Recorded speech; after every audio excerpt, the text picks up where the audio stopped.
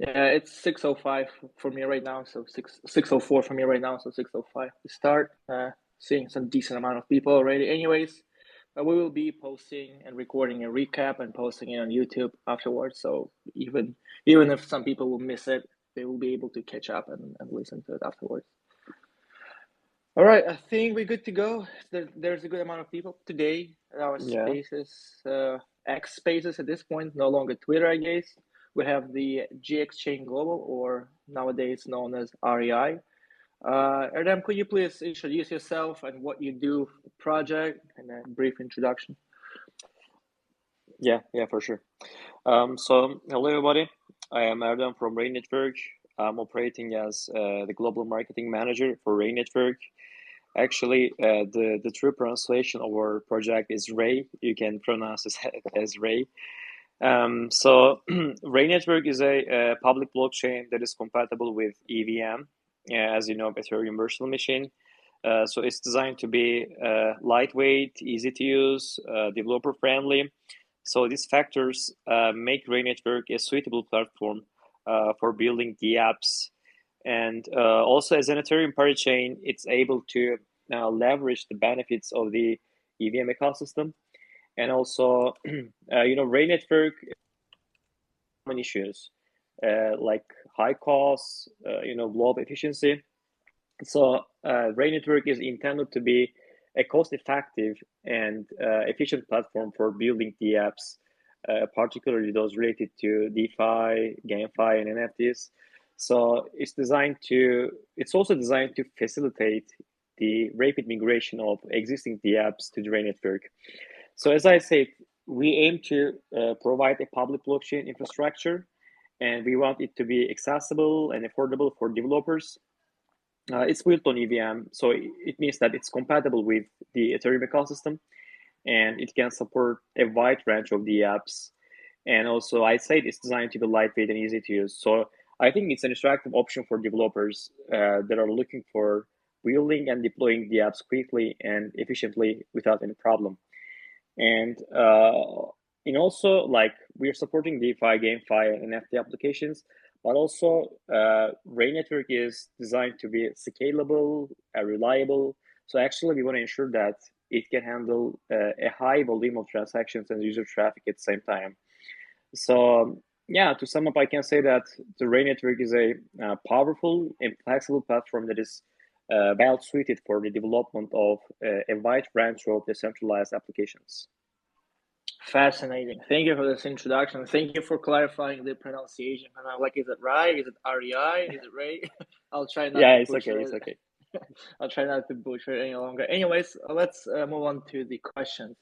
First one, how does GX Chain Global handle the governance of its DAO? And what technical mechanism are in place for the community members to participate in decision making? And what steps have you taken to ensure the privacy and confidentiality of the transactions and user data on Ray Network? hmm Before answering for the Ray Network, I'm going to tell that actually decentralization and DAO mechanism are both important terms for me personally and for the Ray Network team in general. So Ray Network actually employs a decentralized governance model through its Ray DAO mechanism. So this mechanism is a key component of the platform's decision-making process. It means that our community members can participate in governance, like by submitting proposals or like voting on matters. These matters can be related to network upgrades, chance and parameters, or maybe fund allocation. So the technical mechanisms of this process, like it can be like smart contracts and blockchain-based voting systems. And I talked about privacy and confidentiality. So to ensure privacy, Ray Network incorporates advanced cryptographic techniques like zero knowledge proofs. So these cryptographic methods they actually allow transactions to be verified without relieving sensitive data, and so it ensures that both privacy and integrity of the network's operations can go smoothly.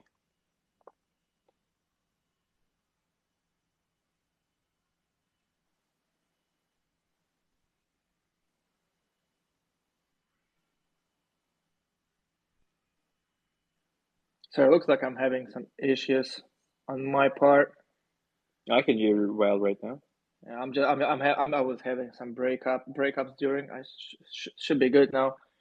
Yeah, thank you for this for the answer. And it's super cool that you guys implementing the zero knowledge protocols as well, because I guess the main kind of assumption among crypto people and just the industry that zero knowledge is implemented by several hardcore privacy networks, and it's super cool to see that you guys are more of a traditional decentralized DAO implementing the ZK protocols for the privacy enhancements. Yeah, exactly. Let's continue on with the questions.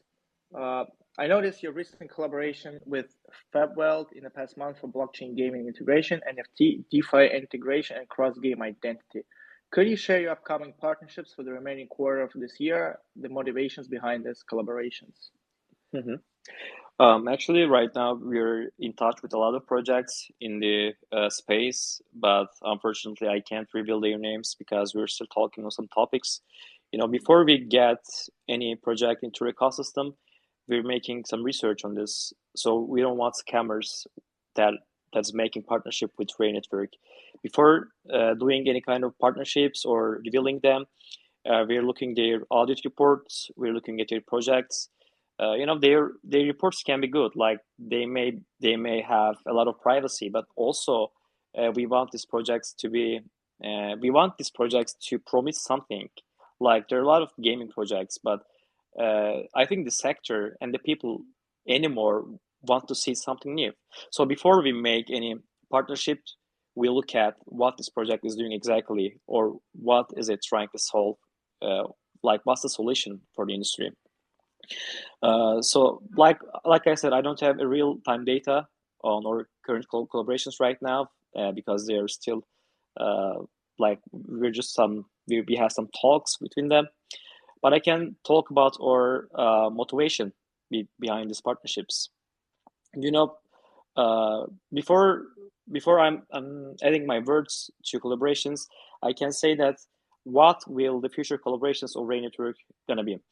Um, for example, I can say our future collaborations probably will include integrating with leading projects in the DeFi and like NFT and gaming sectors to enable cross functionality and interoperability.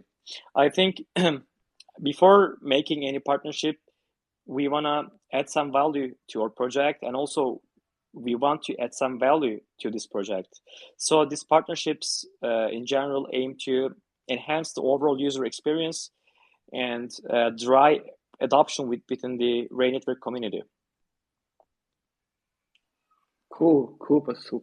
And it's always very important to understand the kind of driven reasoning behind partnerships, because I know, especially in our industry, it's very popular. A lot of projects, they do engage in partnerships just for the sake of partnerships without it being actually any utility for the project, without bringing any additional value.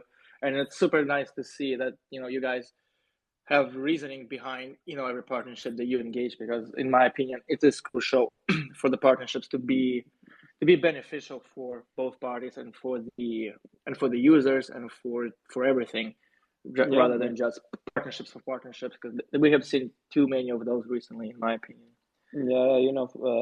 yeah, some projects are just making partnerships because they want to look like they are doing something, like they are working. They really love their job, so they want to develop their product. But actually, a partnership is not the true definition of development. So first of all, if I were an investor in the space, I would look at what partnership my project is doing and what's it solving. So I think I just advise users to be careful about partnership announcement. Like probably, I think they should look what this partnership is gonna solve and what this partnership is gonna exactly add to my project. That's just an idea. Yeah, absolutely, definitely. Do your own research on everything you see and hear and read. Don't just take the word as is. Make sure the boards align with what's actually happening within any project for that matter, not just some particular one. Anyways, let's continue on with the question. It's mentioned that Riot Network allows for the soft forking and upgrading of system contracts like staking, slashing, resource manager, and IBC contracts. Could you describe the process and benefits of soft forking these contracts and how it contributes to the network adaptability? Okay, that's a good question. A bit of technical, but I think I can handle it. So the soft forking of system contracts between Ray Network. So I think it's a mechanism that is designed to facilitate upgrades and improvements without the need for a disruptive hard fork. So this process can involve like proposing change to critical system contracts such as staking, slashing, or resource manager and IBC contracts. So these proposals undergo scrutiny and approval by the community through governance mechanism, like I said, RAIDEO, and they can do it by voting. So I think soft forking enhances the network's adaptability because it allows for the seamless integration of improvements. And I think this adaptability ensures that the platform can evolve to meet changing needs while maintaining compatibility with existing applications. And I also think that it mitigates the risks that is associated with contentious hard forks and promoting. I think it promotes network stability in general. No, I completely agree with you. I know there is an opinion going around that soft forking is not, it kind of compromises the nature of DeFi and the immutability of smart contracts. But in my opinion, you have to be flexible, you have to be adaptable with the progress, with the industry, with the standards, while maintaining the adaptability with the previous versions essentially. And in my opinion, soft forking is definitely a valid approach to that, even though there is an opinion from some I'd say hardcore DeFi people that soft forking isn't really a secure solution. All right, let's keep going with the questions. How can we strike a balance between optimizing gas fees for users and ensuring fair rewards for network nodes when setting the gas fee levels paid in Ray? Thanks for the question.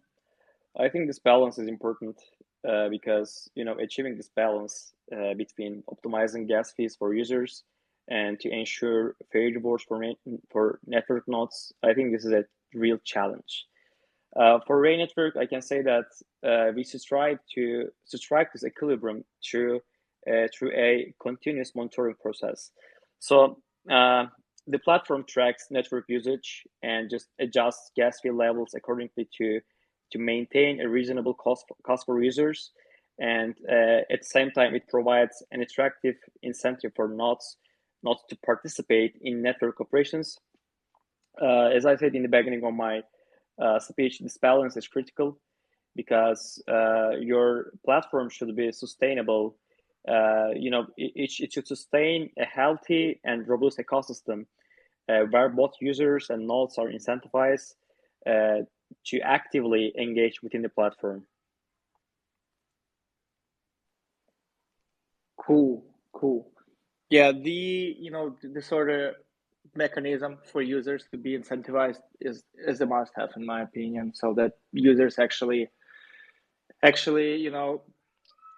can have utility aside from the main usage of the token.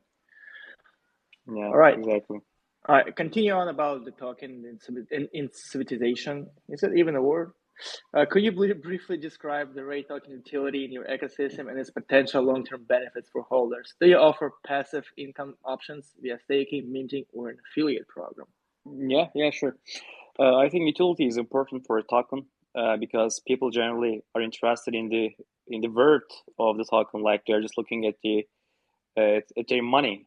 But before you get some money in the space, you should be sure that the token that you invest on should have some utilities. Like if it's not some kind of some shitcoin, this token should have some utilities, and I can assure that Ray token has a lot of utilities. Looks like there's some issues because I think we've missed pretty much the entire answer on this one.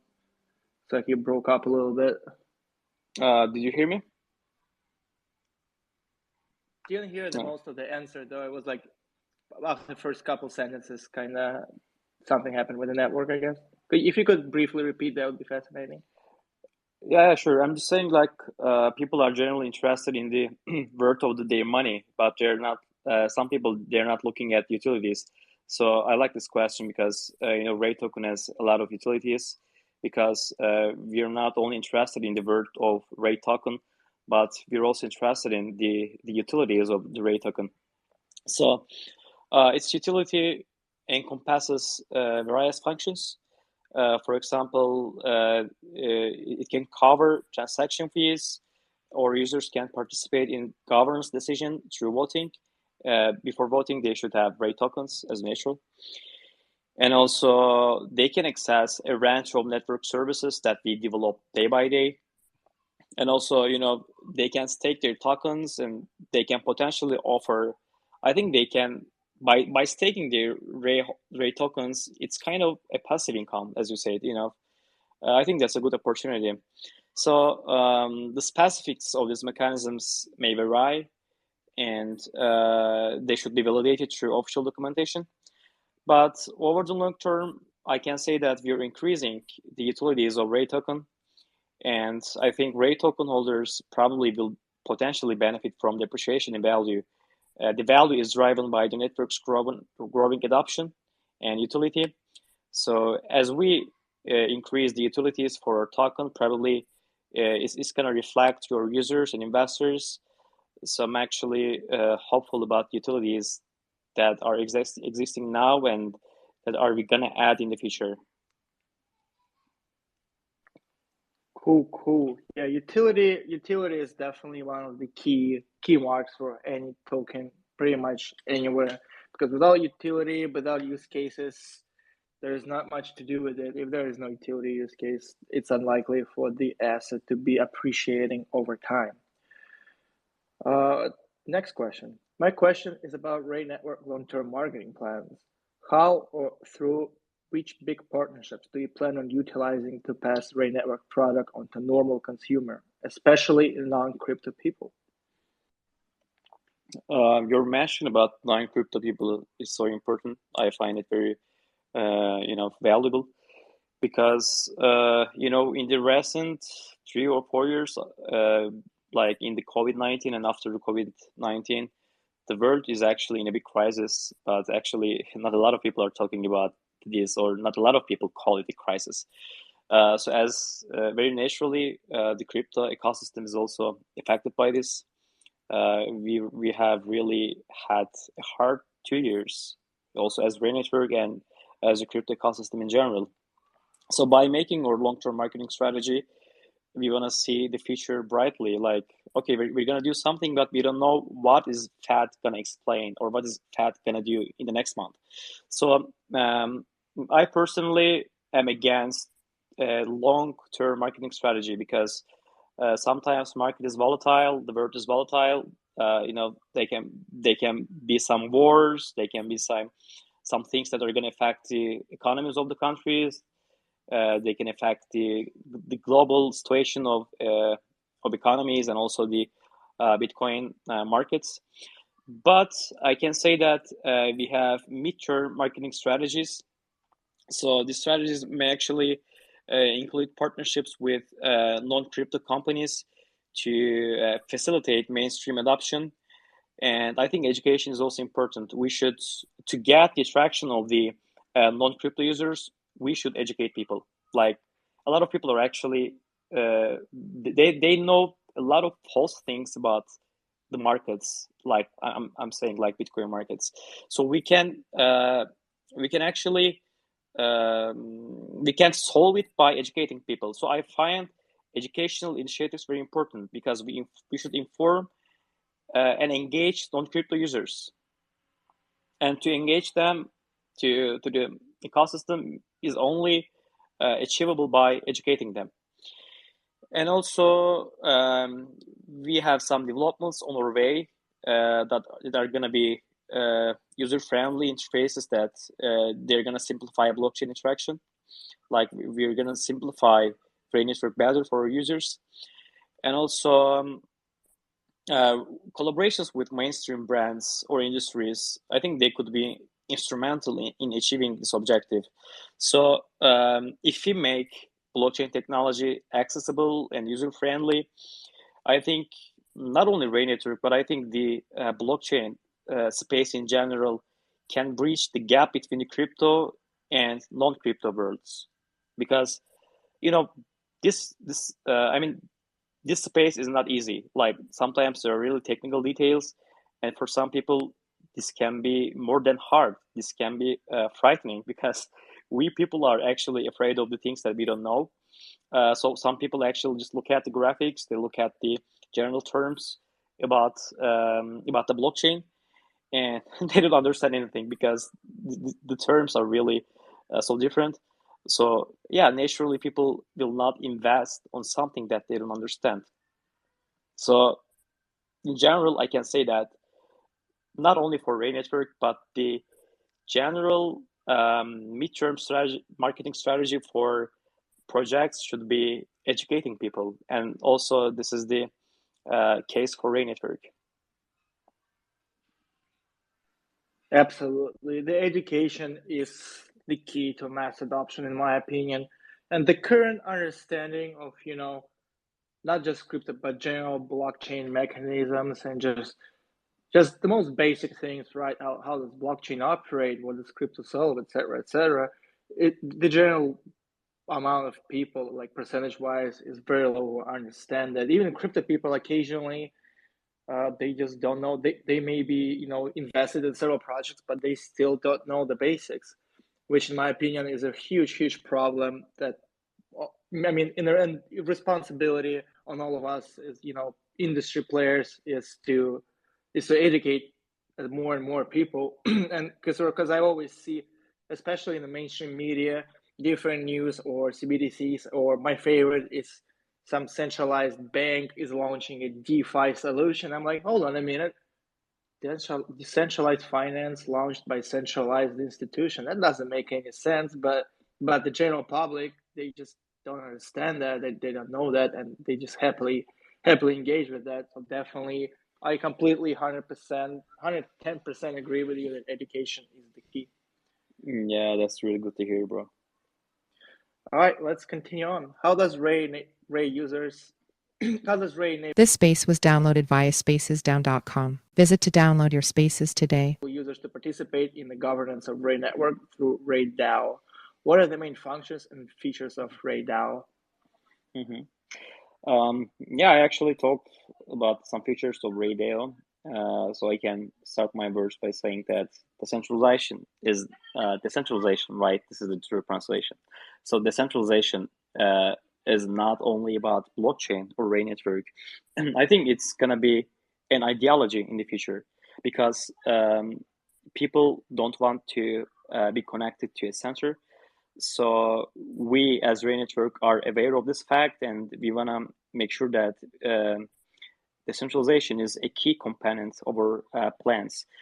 So I think I can say Ray Deo is the cornerstone of community participation in the governance of Ray Network.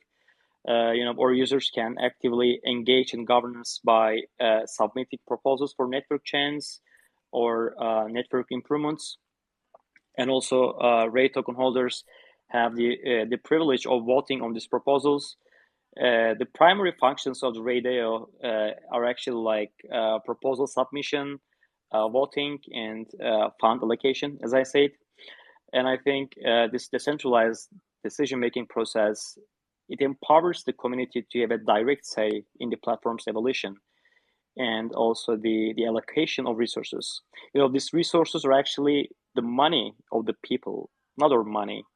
This is the money of the investors. This is the money of the holders. So giving them a right to say is important. And I think also this mindset fosters a sense of ownership. It fosters a sense of inclusivity and transparency within the Ray Network community.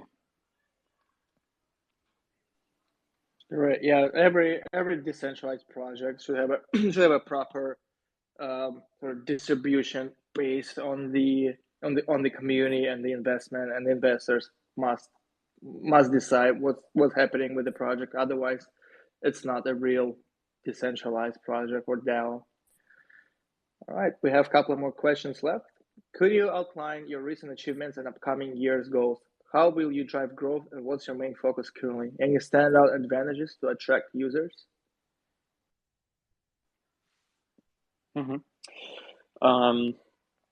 Actually, or the first and foremost goal is to increase the number of our users in our communities. Our marketing team is working hard to attract new users to Ray Network, and you use the term non-crypto users. I think any more crypto users know about the current projects, so I think we reached a limit. So anymore, our goal should be getting the interaction and getting the attraction of the non-crypto users. So our goal in the future, like in the midterm future, are gonna be attracting these users that are not interested in crypto right now. We should take their interest, and so we can actually. You talked about the achievements of Ray Network. Ray Network achievements may encompass a wide range of milestones, like successful platforms migrations, significant growth in its user base, and increased adoption by developers and projects. So, yeah, when I look ahead, our platform's goals are likely to revolve around expanding the ecosystem, as I said, to enhance scalability and security, and to improve the overall user experience. And I think if we want to drive growth, we should focus on our standout advantage. We have some advantages, as I said, like zero fee transactions, for example, or EVM compatibility and strong community-driven governance. I think these features collectively create a compelling value proposition in the highly competitive DeFi space. No, absolutely. And the current state of the industry is very competitive. You see new projects coming up almost daily, and you see all of them offering different new stuff, or say it's new even though it's not new. So definitely, I believe that adaptability is definitely one of the most important features for any current project, is just to be able to constantly evolve and adapt to the situation and bring something new to the table. All right, there's two more questions left, and then we will continue on with the live ones. In your roadmap, you mentioned the transition from GX Chain to Ray Network. Can you share more about the reasons behind this rebranding and how it has influenced the network's evolution? Mm-hmm. Yeah, actually, our username is GX Chain, but our name is Ray Network. It can be a bit of confusing for people, but actually, we had some name change in the past, so we had a transition, as you said. So the transition from GX Chain to Ray Network likely stemmed from a strategic decision to reposition the platform and align it with emerging trends in blockchain technology. So in that time, we saw some need for changing, not only for name but also in our ecosystem. So we went for a rebranding. And this rebranding process would have influenced the network's evolution by shaping its goals and objectives. And the motivations behind this rebranding were actually a desire to focus more on DeFi, NFTs, and like the general compatibility with the Ethereum ecosystem. I think by making this rebrand, we actually we have been aiming to position ourselves as a versatile and forward-looking blockchain platform that is capable of meeting the evolving needs of the blockchain industry. I think all the brands should understand the needs of the people. The trends are changing very quickly, and you can basically stay as the same company like in the first day. You should just adapt yourself. You should make some change, and this change can not only be in name but also inside. So in the past, we saw this need for change, and we rebranded our company as Ray Network. Cool. Yeah, thank you for clarifying that because I was a bit. Hold on, like GX chain Ray network. What is it the same thing or not? Yeah. Yeah. Even it caught even me off guard a little bit, but makes total sense now. Okay, we got last one left. How does Ray Network plan to differentiate itself in the competitive DeFi space and attract projects, liquidity providers, and users to its ecosystem, especially considering its unique zero-fee framework and kind of compatibility with Ethereum standards? Mm-hmm. A good question again.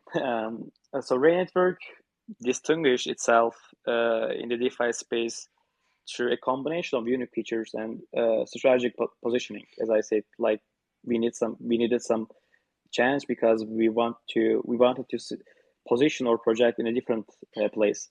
So I think these features, yeah, they may include like zero fee framework. I think that's important because people don't wanna they don't want to spend a lot of money when they're making some trades.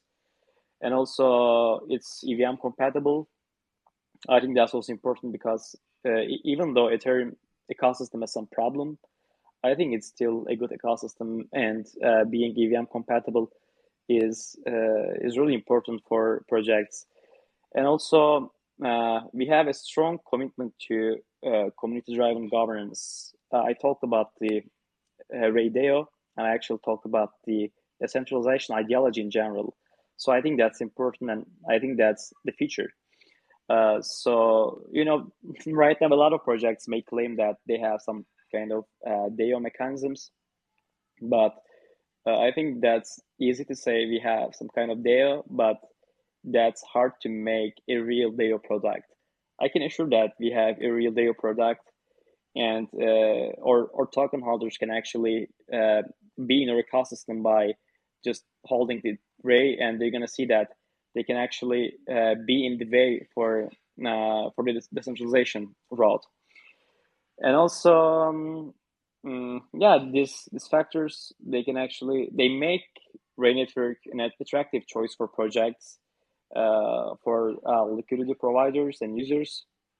The new projects, they are drawn to platforms cost-effective and high-performance infrastructure, and also liquidity providers they're enticed by incentives, and also users in the space, they benefit from a seamless fee-free experience. And also Ray Network's compatibility with Ethereum, it leverages existing developer expertise and resources. So it makes Ray Network a compelling option for the projects that are seeking to expand into the blockchain space. Yeah, so in essence, I can say Ray Network's distinctive features, they enable it to stand out and excel in the competitive DeFi landscape. Fascinating. Thank you for this kind of comprehensive explanation. And I agree with the DAO thing, as that it's not only important to create and claim that you're being a true DAO, but also maintain being a DAO over time, because there's definitely projects that may say they are a truly decentralized autonomous organization, but at the end of the day they are not, and we see this more often than not, sadly, just false claims. Yeah, absolutely. All right, let's move on to the live questions. I'll try to pick people who have been here since the very early. This person has been here since one of the first ones. Pemburu Ama, adding you the speaker.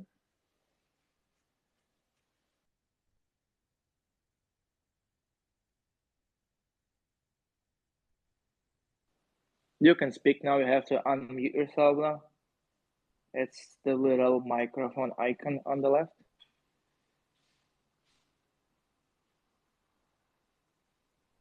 I'm guessing some technical difficulties once again. Are you asking to me? No, I think this person is not. Okay. For some reason, I will remove one for now. All right, let's try someone else. If you are here, please do some wave or something so we don't just add you for nothing. Yeah, a lot of people making it. Yeah, I'm just trying to pick the ones who've been here since the beginning. Blueberry Hot, adding you the speaker.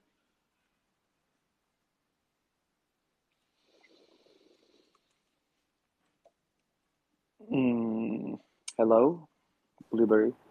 I'm ready for your question. Can you hear me? Yes, we can. Yeah, I want to ask, there is always competition in blockchain technology. So how does your project plan to be the forefront of its innovative features? And what if the next few years the entire market crashes due to the little demand or strict regulations?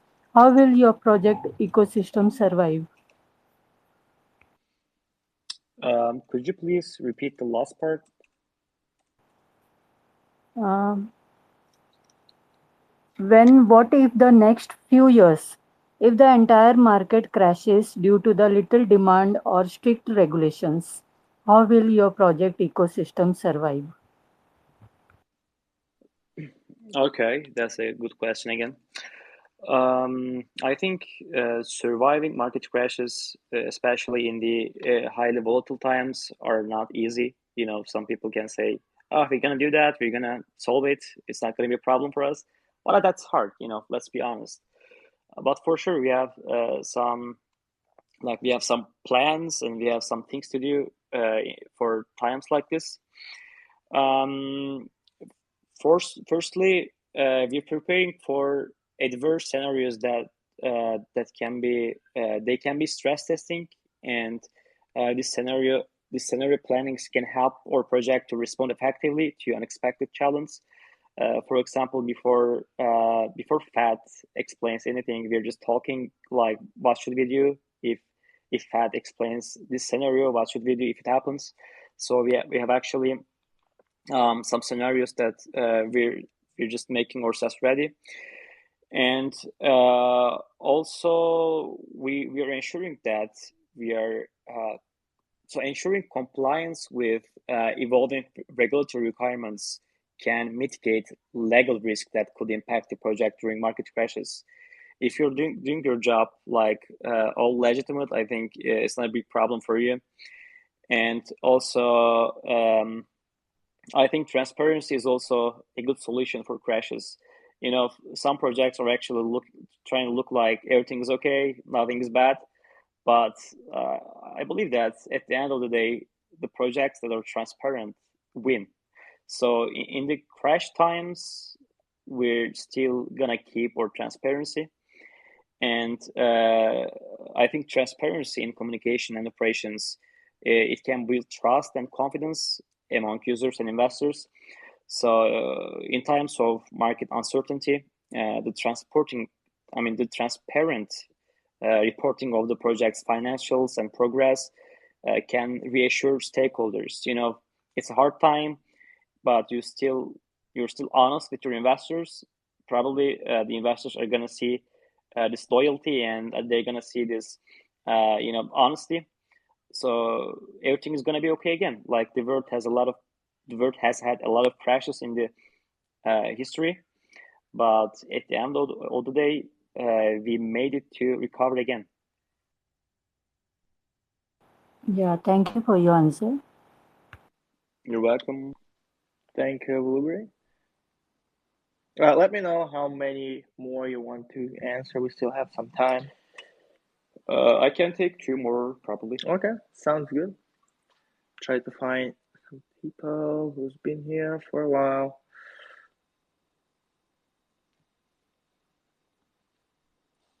Vector, adding you as a speaker.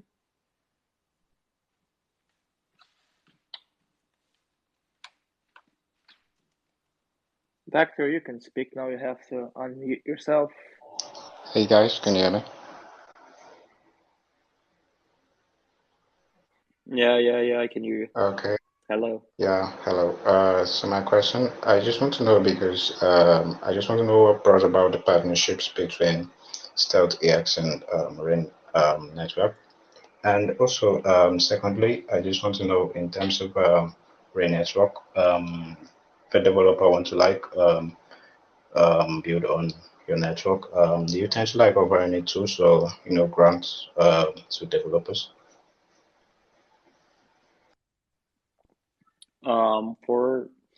I'm gonna get your last question again because I didn't get it again. But for partnership part, we're actually revealing a lot of partnerships in our Twitter.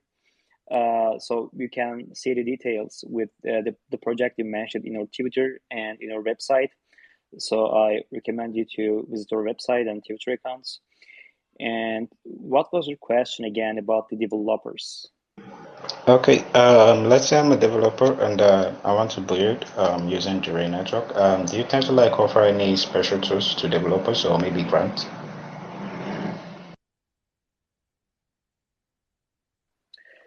So your question is actually why should developers use Ray Network? Yeah, So firstly, I think Ethereum ecosystem is a vital element for developers. So we are EVM compatible. I think that's a fair reason for developers to choose us.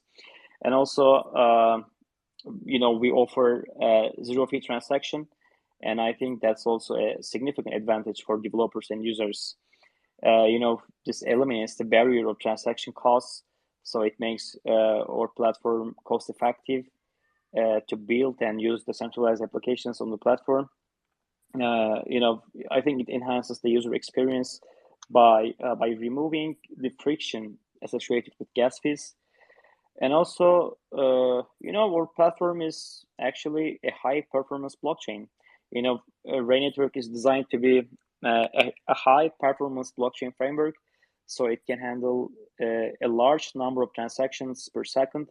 So I think it makes Ray Network an attractive option for the apps that require fast and efficient transaction processing. And also, we have a developer-friendly landscape. We prioritize being lightweight and developer-friendly, and I think it offers a convenient development platform that simplifies the creation of smart contracts and the apps. I think this user-centric approach reduces the learning curve for developers, and it enables them to get started quickly and just focus on building innovative solutions. Thank you for the question. thanks, Vector.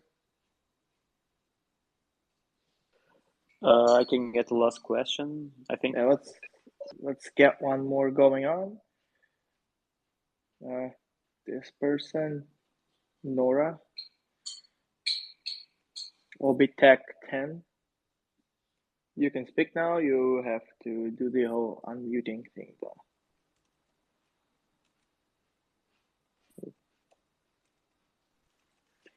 Okay, hello Nora. Can you hear us? Yeah, hello, I'm audible.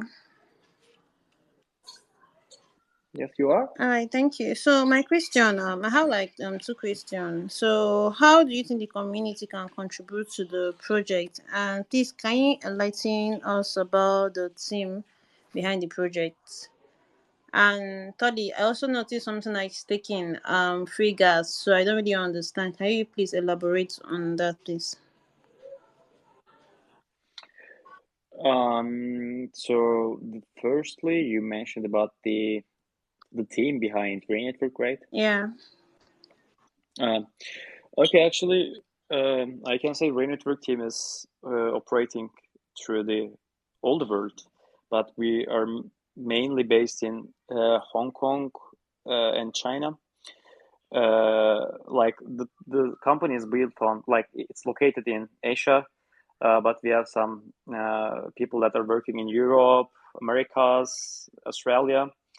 So you can see the detailed team information in your project. And also, what's the second question, Nora?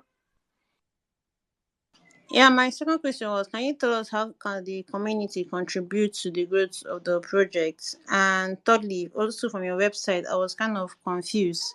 I noticed about the raise taking for free gas, so I don't really understand. If you can please elaborate. Okay, actually, our community can contribute to your project with in a lot of ways. For example, they can contribute or development by voting for new developments, and also they can just gather some allocations for the projects that they want to be on the Ray network. And also, communities often provide support through online forums and chat groups. So I think experienced members assist newcomers with technical issues and inquiries, and I think it fosters a helpful and collaborative atmosphere. So in this sense, in our Telegram group, for example, there are some members that are actually the member of Ray Network for years, and we can have a program that they can actually be helping other newcomers in the community. I think that's something that a lot of projects don't do. And also, I think enthusiastic community members, they often engage in marketing and promotion efforts. They may organize events, they may write articles, or they may share information about the project on social media platforms. And I think probably it's going to increase the visibility, and probably it's going to attract new users. And you talked about staking. Actually, we have some, staking is something, so I'm not gonna explain you what is staking. This is a critical component of many blockchain ecosystem, as in the Ray network. For staking, I'm gonna tell you about security first, because you stake your money, right? So security is important. So staking actually, it helps secure the network by requiring participants to lock up a certain amount of cryptocurrency. So in this case, this cryptocurrency is Ray token. So validators and stakers have a vested interest in maintaining the network's integrity because they risk losing their stake tokens if they act maliciously. And staking often, it underpins the consensus mechanisms of the blockchain. The validators that are participating in block production and validation, they're selected based on their stake tokens. And so this mechanisms actually, it ensures that those with a significant stake in the network have a say in its operation, and we call it Raydeo. And in some blockchain networks, also Ray network, stake tokens provide voting power in governance decisions. So this means that participants who lock up with tokens have a say in protocol upgrades, parameter adjustments, and fund allocation. For example, Nora, I'm sure you have some different projects that interested in, like you want Ray network to work with this project.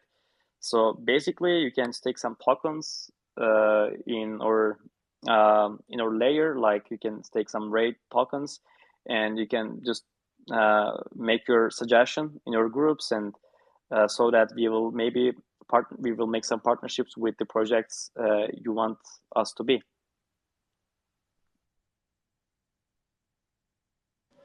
All right. Thank you very much for the information. Thank you. Thank you for the You're question, welcome. Nora. Thank you for this, very comprehensive answers. Usual, and just the whole session, I think, has been very educative for the people who are unfamiliar with the Ray, and I'm sure. And for those who have missed something, don't you worry. We will be posting a recap on YouTube shortly via video format, and of course, recording will be available on Twitter. Thank you once again, Erdem. Let's give a man a round of applause.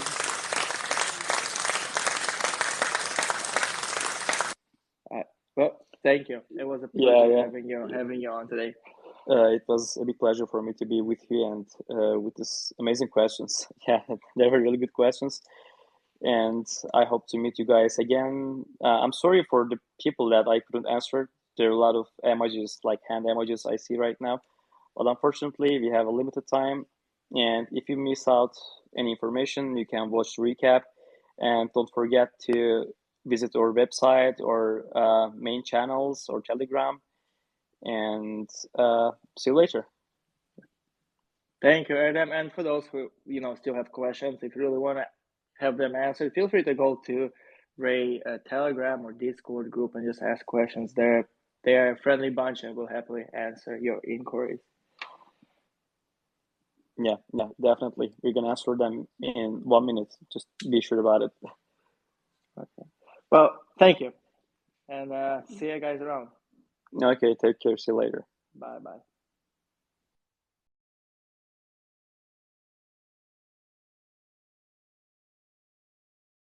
This space was downloaded via spacesdown.com. Visit to download your spaces today.